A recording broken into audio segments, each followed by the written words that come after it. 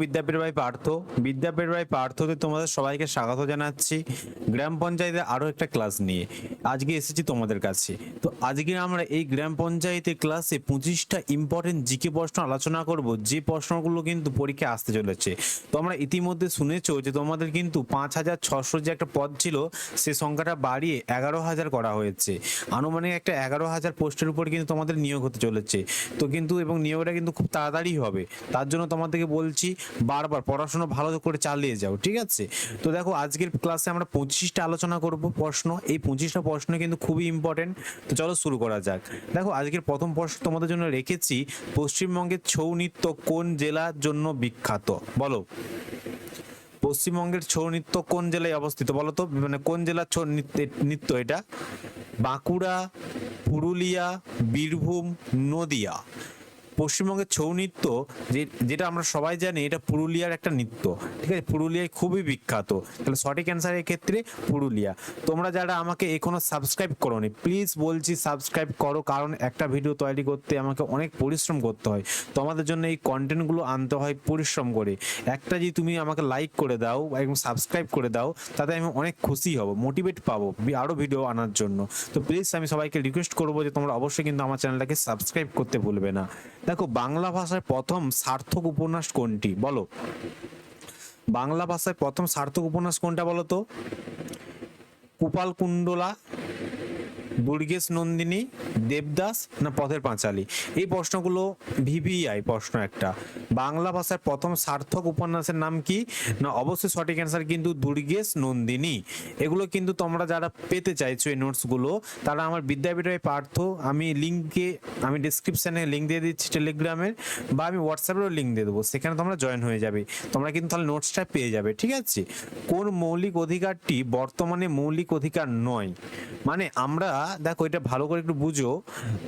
আমরা জানি আমাদের বর্তমানে, ঠিক আছে, বর্তমানে সংবিধানে কটা আছে? 6টা মৌলিক অধিকার আছে।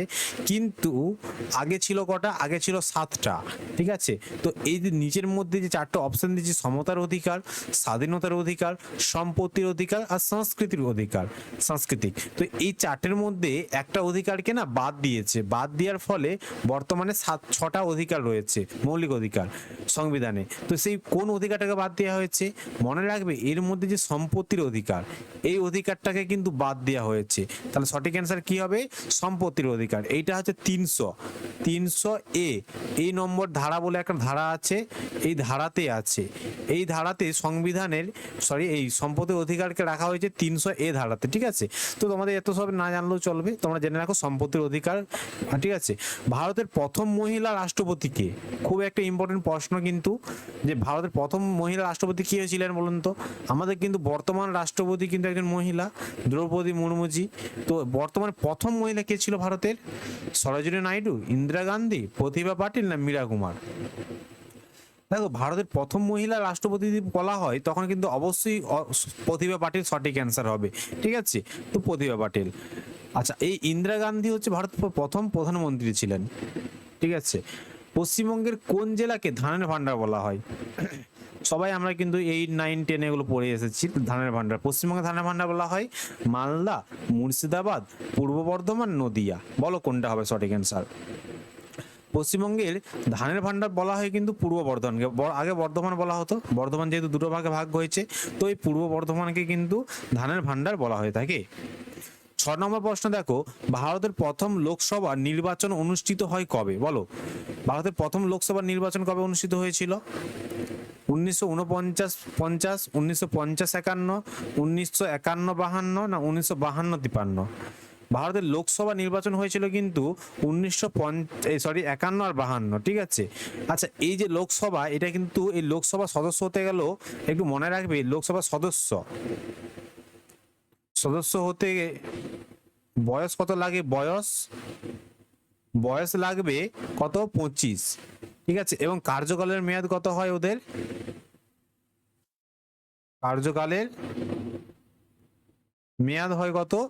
5 বছর, 5 বছর, ঠিক আছে? এবং মনে রাখবে, এই লোকসভাটা হচ্ছে নিম্ন কক্ষ, মানে সংসদের দুটো কক্ষ আছে, একটা উচ্চ কক্ষ, নিম্ন কক্ষ। তো উচ্চ কক্ষের নাম হচ্ছে তোমার রাজ্যসভা, নিম্ন কক্ষের নাম হচ্ছে লোকসভা। ওকে, সাঁওতাল বিদ্রোহ শুরু হয় কত সালে বলো? 1855, 1857, 1861, 1872। কত সালে এই সাঁওতাল বিদ্রোহ শুরু হয়েছিল? মনে রাখবে সাঁওতাল বিদ্রোহ শুরু হয়েছিল কিন্তু 1855। তোমরা কমেন্টে জানাও কে কে জানো, দেখি। পড়াশোনা তো অনেকদিন করছো, কমেন্টে জানাও, কমেন্ট করো যে সাঁওতাল বিদ্রোহের দুজন নেতার নাম লেখো। দুজন নেতা নাম বলো, দুজন নেতার নাম আমাকে কমেন্টে জানাও। 8 নম্বর প্রশ্ন দেখো, পশ্চিমবঙ্গের রাজ্য বৃক্ষ কোনটি বলো তো? পশ্চিমবঙ্গের রাজ্য বৃক্ষ আম, বট, ছাতিম না শাল, কোনটা? পশ্চিমবঙ্গের রাজ্য বৃক্ষকে বলা হয়ে থাকে কি বলতো? ছাতিম। ছাতিম হচ্ছে পশ্চিমবঙ্গের রাজ্য বৃক্ষ। তো এখান থেকে অনেক কিছু আসে। রাজ্য আমি বলে দিচ্ছি, দেখো রাজ্য বৃক্ষ ছাতিম। রাজ্য যদি বলা হয়ে থাকে পশু, কি হবে বলো তো? রাজ্য পশু বললে মেছো। মেছো কি? বিড়াল। মেছো কার্তিক নাকি যারা একটা সিনেমায় আছে না, তোরা মেছো বিড়াল, ঠিক আছে। আর হচ্ছে এটা হচ্ছে পশু। আর যদি বলে ফুল, ফুল বললে কি হবে? শিউলি। শিউলি ফুল হলো তোমার পশ্চিমবঙ্গের রাজ্য, এগুলো সব রাজ্য ফুল। আচ্ছা, আর কি বলতো পশ্চিমবঙ্গের রাজ্য তোমার ফুল হলো, পশু হলো।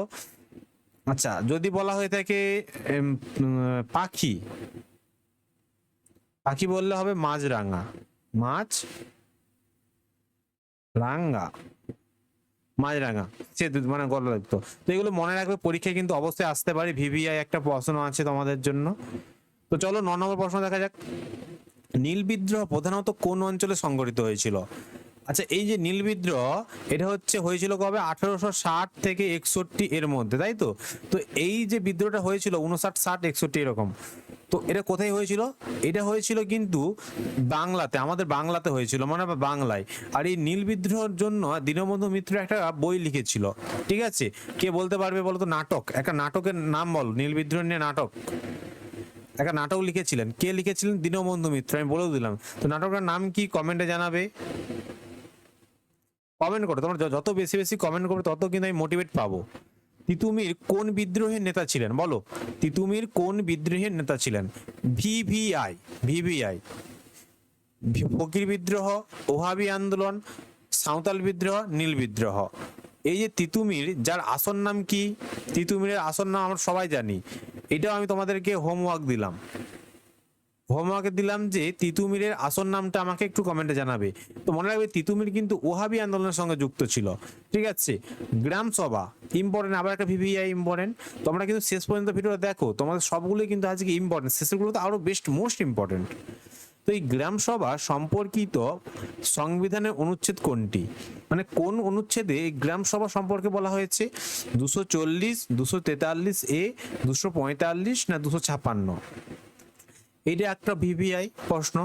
গ্রাম সভা সম্পর্কে বলা হয়েছে 243 এ নম্বরে, ঠিক আছে। দেখো, আলালের ঘরে দুলাল, এই একটা আমরা অনেকদিন থেকে পড়ছি না, আলালের ঘরে দুলাল, এই রচয়িতা কে? প্যারীচাঁদ মিত্র, বঙ্কিমচন্দ্র, বিদ্যাসাগর, মধুসূদন দত্ত। তো এই আলালের ঘরে দুলাল যেটা লিখেছেন সেটা কিন্তু কি? প্যারীচাঁদ মিত্র, প্যারীচাঁদ মিত্রের লেখা এটা। 13 নম্বর প্রশ্ন দেখো, বাংলার নবজাগরণের অগ্রদূত কে? মানে যেটা বলতে পারো যে বাংলা নবজাগরণের কি প্রচার করেছিল, বা বাংলা নবজাগরণের স্রষ্টা কে? অনেক ধরনের প্রশ্নটা আসতে পারে। ঈশ্বরচন্দ্র বিদ্যাসাগর, রাজা রামমোহন রায়, বঙ্কিমচন্দ্র, রবীন্দ্রনাথ ঠাকুর। বারবার বলছি ভালো করে পড়ো এবং কমেন্ট করো তোমরা, ঠিক আছে। কমেন্ট করো এবং সাবস্ক্রাইব করতে ভুলবে না। ভাই বোনরা, তোমরা কিন্তু বুঝতে পারছো 6500 না 5500 যে পোস্টটা ছিল সেটা বাড়িয়ে কিন্তু 11000 করা হয়েছে, খবর ইতিমধ্যে পেয়েছো। তো পড়াশোনা করো, অবশ্যই কিন্তু চাকরি পাবেই। তো মনে রাখবে রাজা রামমোহন রায় হলো নবজাগরণের অগ্রদূত, ঠিক আছে। বর্ণ পরিচয় গ্রন্থের রচয়িতা কে বলো? কমেন্টে জানাও। এই বর্ণ পরিচয় গ্রন্থের রচয়িতা কে? বঙ্কিমচন্দ্র চট্টোপাধ্যায়, রবীন্দ্রনাথ ঠাকুর, বিদ্যাসাগর, দীনবন্ধু মিত্র। আমরা সবাই জানি বর্ণ পরিচয় কে লিখেছেন। এই বর্ণ পরিচয় যদি না থাকতো আজকে আমরা এগুলো পড়তে পারতাম, তাই না? কে লিখেছে? ঈশ্বরচন্দ্র বিদ্যাসাগর, ঈশ্বরচন্দ্র বিদ্যাসাগর। ভারতের প্রথম উপগ্রহ আর্যভট্ট উৎক্ষেপণ করা হয় আমরা এর আগে অনেক প্রশ্ন পড়ে এসেছি যে ভারতের প্রথম উপগ্রহের নাম কি ছিল, সবাই বলেছে আর্যভট্ট। তো সেটা কবে উৎক্ষেপণ করা হয়? 1972, 1975, 1978 না 1980? মনে রাখবে এই যে প্রথম উপগ্রহ আর্যভট্ট উৎক্ষেপণ করা হয় সেটা হচ্ছে 1975 সালে, ঠিক আছে। 16 নম্বর প্রশ্ন দেখো, চিরস্থায়ী বন্দোবস্ত, চিরস্থায়ী বন্দোবস্ত প্রবর্তন করেন কে? Lord Cornwallis, Lord Ripon, Lord Curzon, Lord Bentinck. কে করেছিল? চিরস্থায়ী বন্দোবস্ত প্রবর্তন করেছিলেন কিন্তু বলতো কে? সঠিক অ্যান্সার লর্ড কর্নওয়ালিস। 17 নম্বর প্রশ্ন দেখো, ভারতের প্রথম মহিলা মুখ্যমন্ত্রী কে? বাবা, প্রথমে যার নাম দিয়েছে মমতা বন্দ্যোপাধ্যায়, সুজেতা কিপানেলি, জয় ললিতা আর হচ্ছে মায়াবতী। মনে রাখবে ভারতের প্রথম মহিলা মুখ্যমন্ত্রী কে ছিল? মমতা বন্দ্যোপাধ্যায়, তাই তো? একদম ভুল, দিদি এখন অতীত। তো সুজেতা কিপানেলি, সুজেতা কিপালিনি, ইনি ছিলেন কিন্তু ভারতের প্রথম মুখ্যমন্ত্রী। সুন্দরবনে ইউনেস্কো বিশ্ব ঐতিহ্য তালিকাভুক্ত হয়। আমরা জানি সুন্দরবন একটা ব্যাঘ্র প্রকল্প। তো এই যে সুন্দরবনকে ইউনেস্কো কত সালে একটা ঐতিহ্য হেরিটেজ সাইটের তালিকাভুক্ত করেছিল? 1985, 1978, 1989, সব 78 নয়, 1987, 1989, 1991। তো এই সুন্দরবনকে ইউনেস্কো হচ্ছে 1787 এই সালে ওয়ার্ল্ড হেরিটেজ সাইটের মর্যাদা দিয়েছিল। সংবিধানের কোন অনুচ্ছেদে জীবন ও ব্যক্তি স্বাধীনতার অধিকার রয়েছে? জীবন ও ব্যক্তির স্বাধীনতার অধিকার আমাদের যেটা হচ্ছে মৌলিক অধিকারের মধ্যে পড়ে, ঠিক আছে। এটা কি? এগুলো সব মৌলিক অধিকার, মৌলিক অধিকারের মধ্যে এইটা পড়ে। তো এটা কত নম্বর ধারাতে রয়েছে? মনে রাখবে এটা হচ্ছে 21 নম্বর। আচ্ছা, তোমাদেরকে এখানে একটা এক্সট্রা জিনিস আমি নোটস করবে, লিখে রাখবে, যারা একটু ডিপে পড়তে চাও তাদের জন্য, যে আমরা আমাদের ভারতবর্ষে 3টি জরুরি অবস্থা জারি করতে পারে রাষ্ট্রপতি। তো যেই অবস্থা জারি করা হয়, রাষ্ট্রপতির ক্ষমতা আছে সমস্ত মৌলিক অধিকারগুলোকে কিন্তু রদ করা। কিন্তু এই একটি মাত্র 20 এবং 21 এই দুটো হচ্ছে ধারাই যে মৌলিক অধিকারগুলো আছে, এই মৌলিক অধিকারটাকে কিন্তু রাষ্ট্রপতিরও ক্ষমতা নেই যেটাকে রদ করবে, ঠিক আছে। যেটা হচ্ছে জীবন ও ব্যক্তির স্বাধীনতার অধিকার। তো এটাকে রদ করতে পারবে না। বাদ বাকি কিন্তু সমস্ত কিছুকে কিন্তু জরুরি অবস্থা চলাকালীন সমস্ত কিছুকে রদ করতে পারে কে? রাষ্ট্রপতি। বুঝতে পারলে? আচ্ছা, হুতুম পেঁচার নকশা গ্রন্থের রচয়িতা কে? বলো, হুতুম পেঁচার নকশা গ্রন্থের রচয়িতা কে? কালীপ্রসন্ন সিংহ, প্যারেচাঁদ মিত্র, বঙ্কিমচন্দ্র চট্টোপাধ্যায় না ঈশ্বরচন্দ্র গুপ্ত?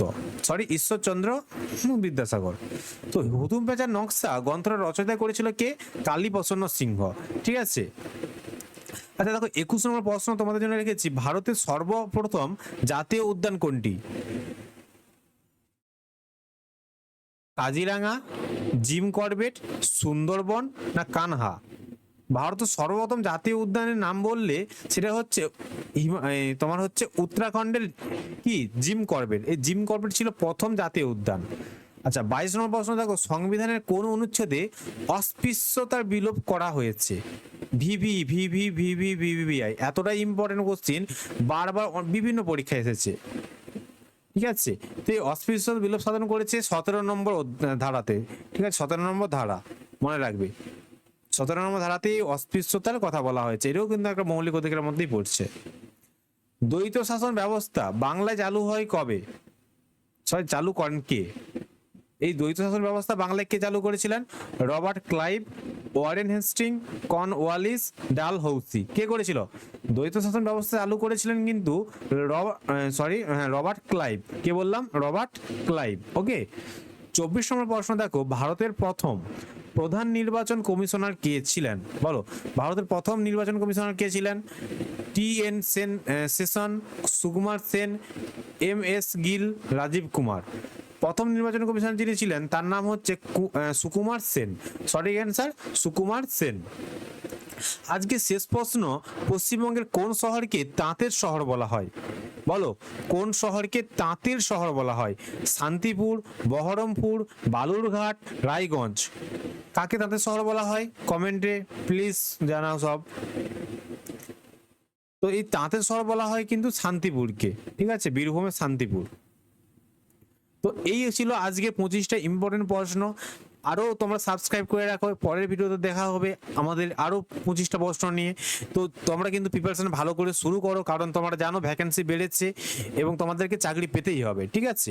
তো তোমরা এই নোটসটা ফ্রিতে পাওয়ার জন্য অবশ্যই আমি ডেসক্রিপশন বক্সে লিঙ্ক দিয়ে দিচ্ছি টেলিগ্রাম এবং হোয়াটসঅ্যাপে, সেই লিঙ্কে জয়েন হয়ে যাও, নতুবা 9475909767 এই নিচে নাম্বারটা দেওয়া রয়েছে, এই নাম্বারে তোমরা কিন্তু আমাকে একটা হাই লিখে ক্লাস বলে লিখে পাঠাও, আমি তোমাদেরকে গ্রুপে জয়েন করে দেবো, ঠিক আছে? ধন্যবাদ সবাইকে, ভালো থেকো সবাই, জয় হিন্দ, জয় ভারত।